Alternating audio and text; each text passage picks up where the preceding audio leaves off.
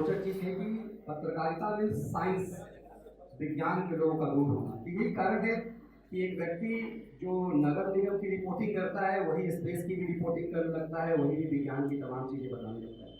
मैं basically science background से रहा, और जब मैं मास कॉम करके आया तो मुझसे पूछा गया कि आप तुम विज्ञान से साइंस ग्रेजुएट हो, पत्रकारिता में क्या करने आ गए हो। ये पहला कॉन्फिडेंस आपको लूज करता है। इतना ही नहीं होता, आप यदि देखेंगे तो जब शुरुआत में आया तो ये विचारधाराओं की जो बात हो रही है ना, बहुत अच्छी बात आनंद जी ने कही है कि एक तरफ विचारधारा के पत्रकारिता में विचारधारा क्या मतलब है, सच पत्रकारिता का काम है, क्या हुआ, क्या है, कैसे हुआ, क्यों, क्या और कैसे, ये हमें बताया जाता है पत्रकारिता में। लेकिन जब इससे हटकर फरेब हो जाता है तो ये मुझे लगता है पत्रकारिता को विचारधारा नहीं कहना चाहिए, एक फरेब का धंधा एक वर्ग करने लगा है। और एक तरफ सच है जिसकी बात वो कह रहे थे। वैसे अभी हम श्याम जी के पास आएंगे। श्याम जी चूंकि विचारधाराओं में भी एक ऐसे व्यक्ति हैं जो अलग अलग विचारधाराओं को माला में पिरो देते हैं, इनकी खासियत है। और उस विचारधारा में होने के बाद भी इस फरेब इसके शिकार नहीं होते। तो इसलिए है कि ऐसे सरकारी संस्था में रहने के बाद भी किस तरह की विचारधाराओं को आज भी देखने को मिल रहा है। कई इनके साथी जो मुझसे कहते हैं, क्योंकि मुझे इन लोगों ने माध्यम बना रखा है, सरकारी संस्थानों के जो जर्नलिस्ट हैं वो सोचते हैं कि मेरा माउथपीस मनीष ठाकुर यही बोल सकता है, तो मैं तो बोल ही नहीं पाऊंगा।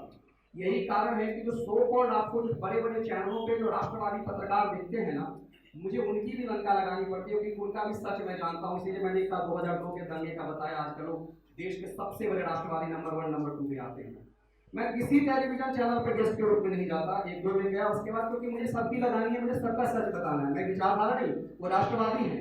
मेरा एक चीज से थोड़ा सा फर्क रहता है कि वो एक साजिश करते हैं कि आपको इस ढंग से बना दें कि आप अपराध बोध में आ जाएं, और जिस चीज का कहते हैं कि सच के साथ।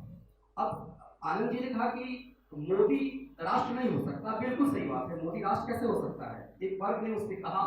लेकिन वो आपको इस तरह से कर देंगे कि यदि मोदी के सच के साथ भी आप हैं तो आपको कहेंगे कि आप भक्त हैं।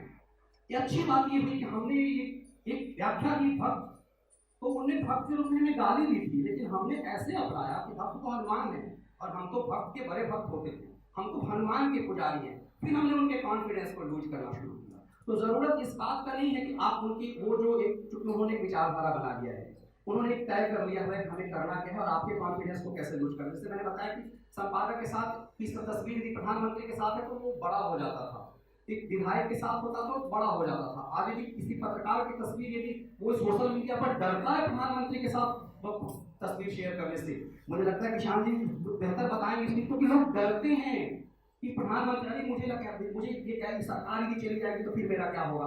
क्योंकि इसमें खेमे में आपको मैं एक छोटा सा अपना वाक्य बता दूं।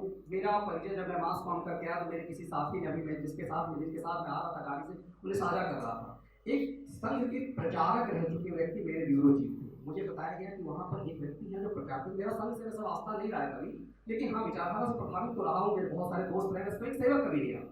तो मुझे बताया गया कि फलाना के पास जाना, ब्यूरो चीफ है, हमारी मदद करेंगे, तुम्हारा परमानेंट अभी तक नहीं हुआ तो आपका परमानेंट हो जाएगा। मैं उनके चैम्बर में गया, मैंने जो भी फला मुझे फलाने ने भेजा, अरे मनीष तुम्हारा मत बोलना, किसी को बताना नहीं कि मेरा संघ से वास्ता है। आज वो लोग संघ का खूब फायदा उठा रहे हैं, वैसे लोग संघ का फायदा उठाते, लेकिन रियल में जो स्वयं सेवक रहा, इसने रियल में त्याग किया है, इसने रियल में अपने आप को समर्पित किया है, वो हाशिए पर आज भी है, हमेशा चलेगा। वैसे लोग ने अपना जुगाड़ कर लिया, आज भी मौज ले रहे हैं। फिर ये कह रहा हूँ क्यों उनके लिए कहने की जरूरत है। वो हमें कहेंगे मोदी मीडिया, जिनने प्रधानमंत्री के विशेष विमान से अयाशी की है, जिनकी तस्वीरें हमारे सामने, वो बोलेंगे कि ये मोदी मीडिया है। जब वो बोलने लगते हैं कि मोदी मीडिया है तो हमें इस चीज पर बैकफुट पे आने से पहले निरपेक्ष मेरा ऐसा मानना है, हो सकता है मैं गलत हूँ, मैं अपने सोच में ही कन्विंस करने की कोशिश करता हूँ। वो चाहते हैं कि आप बैकफुट पे आ जाए, वो चाहते हैं आप अपने आप को निरपेक्ष दिखाने लगे। निरपेक्ष तो भगवान कृष्ण नहीं थे, उन्होंने कहा निरपेक्ष होने की जरूरत नहीं है। ये जो एक फरेब हो चुका है आपसे वो कहते हैं निरपेक्ष किस चीज का भाई, हर चीज का एक पक्ष होता है, एक विपक्ष होता है। निरपेक्ष का क्या मतलब, निरपेक्ष तो प्रभुराम भी नहीं थे, और भगवान कृष्ण ने तो कहा कि निरपेक्ष होने की जरूरत नहीं है, धर्म के साथ रहो, सच के साथ रहो। तो मुझे लगता है कि ये बहुत बड़ा फरेब है और ये परसेप्शन क्रिएट, मैं हमेशा अपने शो में ये बात कहता हूँ कि 5,000 कॉपी छपने वाला द एशियन एज संसद में लगाया जाता था। आपके फर्स्ट क्लास के एसी में उसे रखा जाता था। 9:30 बजे का शो इसलिए होते थे, बड़े बड़े जो टोपची पत्रकार बनते हैं उनका 9:30 बजे का शो इसलिए होता था क्योंकि मैडम गांधी देखती थी। आज ये बात नहीं कही जाती है। लोग अंग्रेजी पत्रकार बड़े होते थे। आज देखिए तमाम अंग्रेजी का पत्रकार, अर्नब गोस्वामी की परिचय आप और हम ज्यादातर लोग इसलिए जानते हैं कि हिंदी में बोलने आए, वरना कोई नहीं जानता था अर्नब गोस्वामी को। आज भी प्रणय राय को एक प्रबुद्ध वर्ग जानता है, देश जान जनता नहीं जानती, जबकि आप पटना के चेले हैं, वो मानते हैं मेरे चेले हैं। हर चीज में हिंदी मतलब आम आदमी का भाषा। पर जब main stream media, social media आया, आम जनता आया। मेरा मानना ये है कि निरपेक्ष होने का शो करने जिस दिन हम लगेंगे, वो हमारे साथ वो सियार बने बैठे हुए हैं जिनका काम इस देश के खिलाफ साजिश करना है। आप सोचिए, 1 मिनट ले लो, भारत की टीम कल हार गई, दुखी होगा, कई लोग क्रिकेट को गाली देते, उनका स्टाइल क्या था? अरे पाकिस्तान से जीते थे तो बड़ी खुश थे, आज क्यों? तो उनका व्याख्या करने का भी हर चीज में एक ही तरीका होता है। इसलिए उनके फरेब के शिकार होने से मुझे लगता है हम सबको बचना होगा, क्योंकि उनका फरेब हमेशा हमारे नेशन के खिलाफ है। मोदी आएंगे जाएंगे उससे कोई फर्क नहीं पड़ता, हमारा राष्ट्र रहना चाहिए, और जो भी व्यक्ति इस राष्ट्र के खिलाफ है हम उसके खिलाफ हैं। ये फरेब क्या करते हैं? पत्रकारिता तो सीमा के बाहर है, पत्रकारिता का कोई देश थोड़ी होता। तुम पहले तो नहीं कहते थे, पहले तो तुम सत्ता के साथ रहते थे, तो सत्ता आज यदि आधे घंटे तक स्टोरी 2G के समय में हुई, मैं नाम लेके, क्योंकि मैं अकेला हूं, नाम लेके बोलता हूं हर जगह, मुझे किसी चीज शेखर गुप्ता ने चाहे राजीव सरदेसाई 1-1 घंटे तक सोनिया गांधी का इंटरव्यू उस दौर में किया जिस दौर में 2G चल रहा था।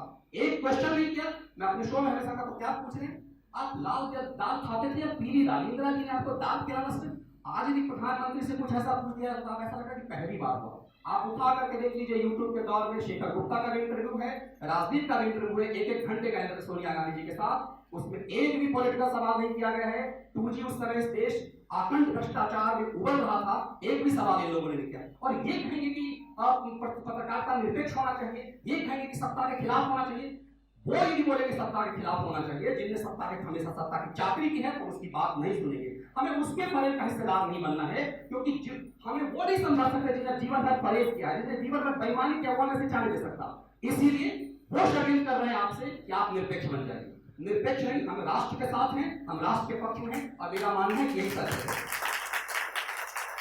कई चीजों में मैं भावुक हो जाता हूँ कि मेरा पेशे में मैंने मुझसे कहा गया किताब लिखने की बारी है, तो मुझसे कहा गया कि अमित शाह की जीवनी लिख दीजिए, क्योंकि मैं खलीफा हो चुका हुआ था। नौकरी मेरी बहुत हमेशा संपादकों से मेरी बनी नहीं, तो बहुत कम दिन नौकरी किया। टीवी चैनलों पे नहीं जाता, क्योंकि भाई कौन बुलाएगा, फलाना संपादक के बारे में भी तो बोल देता हूँ, तो विचारधाराओं का आपको लगता है फलाना राष्ट्रवादी है, पर मेरे लिए तो भाई वो भी वैसा ही है।